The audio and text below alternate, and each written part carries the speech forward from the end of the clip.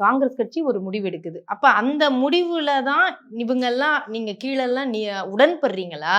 இல்ல அந்த முடிவை எதிர்த்து நீங்கெல்லாம் செயல்படுறீங்களா? இந்த விஷயத்துல வந்து காங்கிரஸ் எந்த முடிவு எடுத்த மாதிரி எனக்கு தெரியலையே.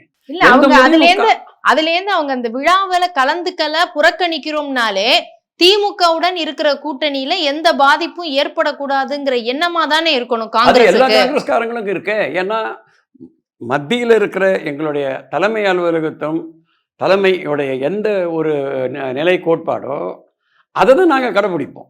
அரசியல் மாறி இருக்கு. இப்போ பைபோலர் அரசியல் கிடையாது இது எனிமோர். இது வந்து 2 கட்சி அதிமுக கூட்டணி, திமுக கூட்டணி, இந்த அரசியல் கிடையாது. இப்போ வந்து விஜய்ன்ற ஒரு ஃபேக்டர் உள்ள வந்திருக்கு. இது வந்து ஒரு மல்டிபோலர் அரசியல் ஆகிப்போச்சு.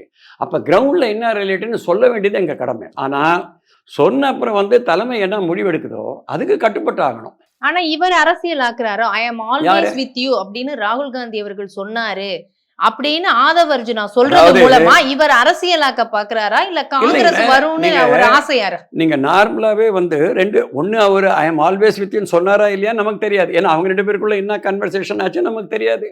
Maybe Aadhav Arjuna is privy to the conversation. அவர் சொல்லியிருக்கலாம், திரு விஜய் கூட சொல்லியிருக்கலாம் இந்த மாதிரி அவர் பேசியிருக்காருன்ட்டு. பட்டு நீங்கள் வந்து ஒரு கஷ்டத்தில், ஒரு துன்பத்தில், ஒரு துயரத்தில், ஒரு ப்ராப்ளத்தில் இருக்கும்போது நான் எப்போ உங்கள் கூட துணையாக இருப்பேன்னு சொல்கிறதுன்றது வந்து ஒரு காமன் கட்டசி. அது அரசியல் இல்லை. அது